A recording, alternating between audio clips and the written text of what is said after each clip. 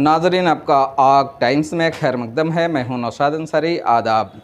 माह रमज़ान का चाँद अभी तक नज़र नहीं आया है। खबर मिल रही है कि हिंदुस्तान के किसी भी गोशे से चाँद की कोई खबर नहीं है।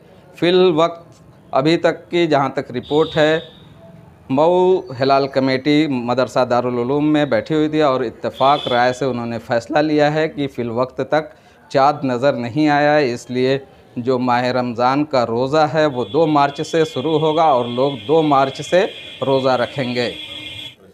जी हज़रत, आज हिलाल कमेटी यहाँ पे बैठी हुई है। चाँद को लेके क्या कोई खबर है? इस वक्त 6:56 हो रहा है। अब तक हिंदुस्तान के किसी शहर से और किसी सूबे से चाँद की कोई खबर नहीं मिली है। मऊ में भी कोई खबर नहीं है। और मऊ के अतराफ में मौसम भी नासाजगार है, बदली है। इधर भी कोई खबर नहीं है। यहाँ मतलब साफ नहीं है। हाँ, मतलब साफ नहीं। तो अब पहला रोज़ा यानी परसों, मतलब है कि हम लोग इस वक्त तक की खबर बता रहे हैं।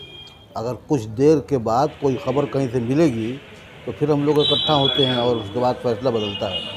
लेकिन फ़िलहाल अभी कोई खबर नहीं है कहीं से चाँद होने की।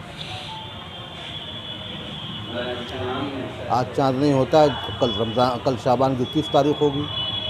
यकुम रमज़ान जो है 2 मार्च तो सोमवार के दिन होगा। यकुम रमज़ान, हाँ, 2 मार्च इतवार का दिन होगा। जी, इंशाअल्लाह।